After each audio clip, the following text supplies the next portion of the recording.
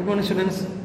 നമ്മൾ applications of Biot's ഓർത്തുപോലെ ആദ്യത്തേതായ magnetic field on the axis of a circular current ലൂപ്പിൻ്റെ ഡെറിവേഷൻ കണ്ടിന്യൂ ചെയ്യുന്നു.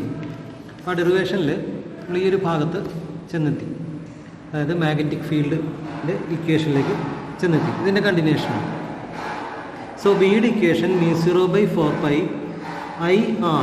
നമുക്കിവിടെ കോൺസ്റ്റൻറ്റിൽ നമുക്ക് വെളിയിലെടുക്കാം. ഇൻ്റഗ്രേഷനിൽ കോൺസ്റ്റൻസിനെ വെളിയിലെടുക്കാമല്ലോ. അപ്പോൾ ഏതൊക്കെയാണ്? μ0/4π ഒരു കോൺസ്റ്റൻ്റ് ആണ്. കറണ്ട് ഒരു കോൺസ്റ്റൻ്റ് ആണ്. കോൺസ്റ്റൻ്റ് ആണ് എന്ന് പറയുമ്പോൾ അർത്ഥമാക്കുന്നത് എന്താണെന്ന് അറിഞ്ഞാൽ കൊള്ളായിരിക്കും. അതായത് നമ്മളിപ്പോൾ ഇവിടെ ഒരു എലമെൻറ്റ് ഡി എൽ എടുത്തു, ഇവിടെ മറ്റൊരു എലമെൻറ്റ് ഡി എൽ എടുത്തു, ഇവിടെ വേറൊന്നെടുത്തു. ഇങ്ങനെ എവിടെ ഡി എൽ നമ്മൾ ഇമാജിൻ ചെയ്ത് കഴിഞ്ഞാലും കോൺസ്റ്റൻ്റ് ആയിട്ടുള്ള കാര്യങ്ങളെന്നാണ് ഉദ്ദേശിക്കുന്നത്. എവിടെ ഡി എൽ ഇമാജിൻ ചെയ്ത് കഴിഞ്ഞാലും കറണ്ട് എല്ലാ ഡി എല്ലും സെയിം അല്ലേ? അതുപോലെ തന്നെ എല്ലാ എലമെൻറ്റിൻ്റെയും ആർ എന്ന് പറയുന്നത് സെയിം അല്ലേ? അപ്പോൾ ആറും കോൺസ്റ്റൻ്റ് ആണ്. അതുപോലെ നമ്മൾ ഉദ്ദേശിക്കുന്ന പോയിൻ്റ് പിയിലേക്കുള്ള ഡിസ്റ്റൻസ്, അതായത് സെൻറ്ററിൽ നിന്നുള്ള ഡിസ്റ്റൻസിന് നമ്മൾ എക്സ് എന്നാണ് എടുത്തിരിക്കുന്നത്. അപ്പോൾ ആ എക്സും ഏത് എലമെൻ്റ് എടുത്താലും സെയിം അല്ലേ? അപ്പോൾ അതും ഒരു കോൺസ്റ്റൻ്റ് ആണ്. അപ്പോൾ ഇത്രയും കാര്യങ്ങൾ കോൺസ്റ്റൻ്റ് ആയതുകൊണ്ട് അത് നമ്മൾ വെളിയിലെടുക്കുന്നു. ഡി എല്ലിന് മാത്രം ഇൻ്റഗ്രേറ്റ് ചെയ്യുന്നു. ഓക്കെ, ഇനി അടുത്ത സ്റ്റെപ്പിൽ ഇൻ്റഗ്രൽ ഡി എല്ലിന് പകരം 2πr എന്ന് എഴുതിയിരിക്കുന്നത് എന്താണ് ഇൻ്റഗ്രൽ എന്ന് വെച്ച് കഴിഞ്ഞാൽ ആഡ് ചെയ്യലാണല്ലേ. അപ്പോൾ എല്ലാ എലമെൻറ്റ് ലെങ്ത്തിലും ആഡ് ചെയ്ത് ഇങ്ങനെ ഈ ടോട്ടൽ ലെങ്ത്ത് ആഡ് ചെയ്യുക വെച്ചാൽ ഇതിൻ്റെ പെരിമീറ്റർ ലെങ്ത് ആയിട്ട് മാറും. എല്ലാ ഡി എല്ലുകളെയും ആഡ് ചെയ്ത് കഴിഞ്ഞാൽ നമുക്ക് ഇതിൻ്റെ പെരിമീറ്ററാണ് കിട്ടുക. അപ്പോൾ പെരിമീറ്ററിൻ്റെ ഇക്വേഷനാണ് 2πr എന്ന് ഉള്ളത്. ഓക്കെ, ഇപ്പോൾ ഇവിടെ നമുക്ക് എല്ലാം കൂടി ചേർത്ത് നമുക്ക് ഇങ്ങനെ എഴുതാൻ പറ്റും. That is B is equal to μ0 IR² / 2 into x square plus r² raised to 3/2 എന്ന് ആ ഫൈനൽ ഇക്വേഷൻ നമുക്ക് എഴുതാൻ സാധിക്കും. So this is A final equation for the magnetic field along the axis at A point P. Okay, ഇവിടെ ഓർക്കേണ്ടത് X എന്ന് പറയുന്നത് central നിന്ന് നമ്മൾ ഉദ്ദേശിക്കുന്ന പോയിന്റിലേക്കുള്ള, എവിടെയാണോ മാഗ്നറ്റിക് ഫീൽഡ് കാണാൻ ഉദ്ദേശിച്ചിരിക്കുന്നത് ആ പോയിന്റിലേക്കുള്ള ദൂരത്തെയാണ് എക്സ് എന്ന് പറയുന്നത് കേട്ടോ. ഇനി നമുക്ക് അടുത്തൊരു കേസായിട്ട് magnetic field at the centre of the loop കാണാം. അപ്പോൾ at the centre of the loop എന്ന് പറയുന്നത് പി എന്ന പോയിന്റ് ഗ്രാജുവലാക്കി നീക്കി കൊണ്ടുവന്ന് ഓയിൽ എത്തിക്കഴിഞ്ഞാൽ OP ഡിസ്റ്റൻസ് പറഞ്ഞാൽ 0 ആവില്ലേ? അഥവാ x = 0 ആവില്ലേ? അപ്പോൾ നമ്മൾ ഉദ്ദേശിക്കുന്ന പോയിന്റ് പി ഓയിലാണെങ്കിൽ എന്താ സംഭവിക്കുക? x = 0 ആകും. അപ്പോൾ തൊട്ട് മുകളിൽ എഴുതിയിരിക്കുന്ന ഇക്വേഷനിൽ എക്സ് എന്ന് കാണുന്നത് 0 ആയിട്ട് സബ്സ്റ്റിറ്റ്യൂട്ട് ചെയ്യുക. അങ്ങനെ x = 0 എന്ന കാര്യം ഇവിടെ സബ്സ്റ്റിറ്റ്യൂട്ട് ചെയ്യുമ്പോൾ എന്താ പറ്റുക? ഇവിടെ x² എന്നുള്ള ടൈം പോകും. അപ്പോൾ r² raised to 3/2 എന്ന് വരും.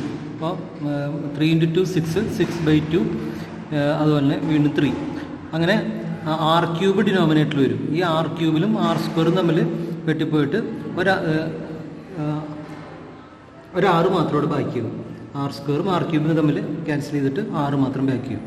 അപ്പോൾ ഒരു സിമ്പിളായിട്ടുള്ള ഇക്വേഷൻ കിട്ടണേ, magnetic field at the centre of the circular loop. അപ്പോൾ ഒരു ഇതുപോലെ, അതായത് ഒരു കറണ്ട് ഇങ്ങനെ ലൂപ്പ് ഉണ്ട് നോക്കാം. അപ്പോൾ അതിൽ കൂടി ഇങ്ങനെ കറണ്ട് ഒഴുകുകയാണ്. അപ്പോൾ അതിൻ്റെ സെൻറ്ററിൽ ഉണ്ടാകുന്ന മാഗ്നറ്റിക് ഫീൽഡ് ഇക്വേഷനാണ് നമ്മളിവിടെ സ്പെഷ്യൽ കേസിൽ μ0I/2r എന്ന് കിട്ടിയിരിക്കുന്നത്. ഇനി അടുത്തായിട്ട് ഇങ്ങനെ സെൻറ്ററിൽ ഒരു കറണ്ട് ഇങ്ങനെ ഒഴുകി മാഗ്നറ്റിക് ഫീൽഡ് ഉണ്ടാവുമെന്ന് പറഞ്ഞല്ലോ. അതിൻ്റെ ദിശ കണ്ടുപിടിക്കാൻ ഒരു സൂത്രമുണ്ട്. ഇതിപ്പോൾ നമ്മൾ ക്ലോക്ക് വൈസ് ആണെങ്കിൽ നമുക്കിങ്ങനെ എസ് എന്ന് എഴുതാൻ പറ്റും. ഉണ്ടോ? ഈ ആരോ മാർക്ക് ഇങ്ങനെ ഇത് തമ്മിൽ സെയിം ആണെങ്കിൽ എസ് എന്ന് എഴുതാൻ പറ്റും. അത് സൗത്ത് പോളായിരിക്കും ഇവിടെ ഉണ്ടാകുക. സൗത്ത് പോൾ എന്ന് വെച്ചാൽ എന്താണ്? ലൈൻസ് അകത്തേക്ക് പോകുന്നത്, അഥവാ ഇതുപോലെയുള്ള ഇങ്ങനെയുള്ള മാഗ്നറ്റിക് ഫീൽഡായിരിക്കും ഇവിടെ ഉണ്ടാകുക എന്ന് മനസ്സിലാക്കും. നേരെ മറിച്ച് ഇനി ഇങ്ങനെയാണ് കറണ്ട് ഒഴുകണമെന്ന് നോക്കും.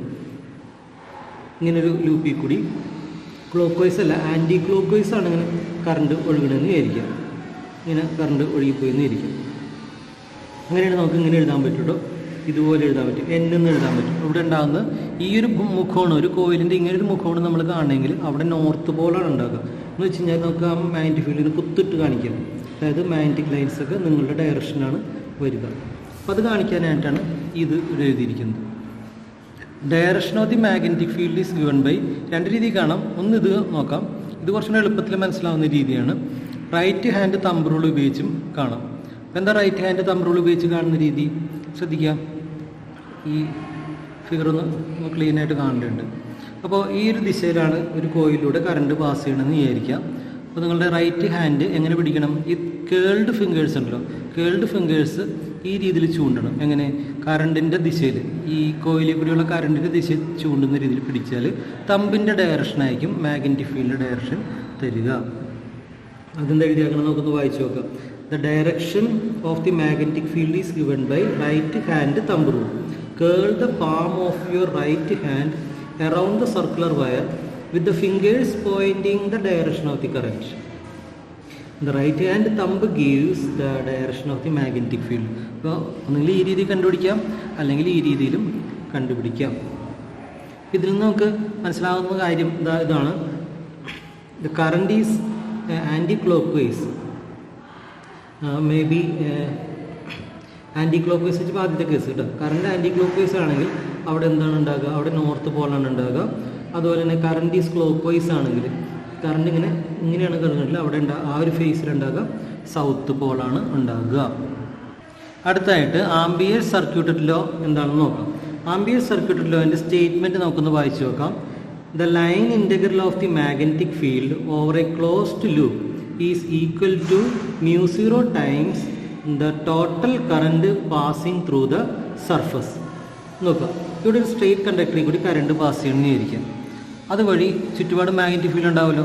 അപ്പോൾ അതൊരു സർക്കുലർ ലൂപ്പ് ഇമാജിൻ ചെയ്യുക. It's an imaginary loop. പിന്നെ ആംബിയറിയൻ ലൂപ്പ് എന്നും പറയാറുണ്ട്. ആംബിയറിയൻ ലൂപ്പ് എന്നും ഇമാജിനറി ലൂപ്പാണ് പറയാം. അപ്പോൾ ഈ ലൂപ്പിലെ ഓരോ പോയിന്റിലെ മാഗ്നറ്റിക് ഫീൽഡിൻ്റെ വാല്യൂ ബി തന്നെയായിരിക്കും.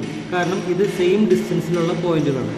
ഈ പോയിന്റും ആർ ഡിസ്റ്റൻസിലാണ്, ഈ പോയിന്റും ആർ ഡിസ്റ്റൻസിലാണ്. അപ്പോൾ അതുകൊണ്ട് മാഗ്നറ്റിക് ഫീൽഡിൻ്റെ വാല്യൂ എല്ലായിടത്തും സെയിം ആയിരിക്കും. അങ്ങനെയുള്ള വാല്യൂകൾ നമ്മൾ ആഡ് ചെയ്തെടുത്താൽ എന്ന് വെച്ച് കഴിഞ്ഞാൽ ആദ്യം നമ്മളൊരു ചെറിയ എലമെൻറ്റ് ഡി എൽ മാത്രം ആഡ് ചെയ്തെടുക്കും. That is B dot d l എടുക്കും. അങ്ങനെയുള്ളതിൻ്റെ ടോട്ടാലിറ്റി എടുക്കും. So we are adding together all the magnetic field and that is equal to μ0 times current എന്നുള്ളതാണ്, നടുക്കിൽ കൂടിയുള്ള കറണ്ട് എന്നുള്ളതാണ്. അപ്പോൾ കറണ്ട് കൂടിക്കഴിഞ്ഞാൽ ഓരോരോ പോയിന്റിലെയും മാഗ്നറ്റിക് ഫീൽഡ് കൂടും. അതുകൊണ്ട് അവയുടെ ആകത്തുകയും കൂടും എന്നിത് നമുക്ക് മനസ്സിലാക്കാം. So this equation this is a equation form of Ampere circuital law.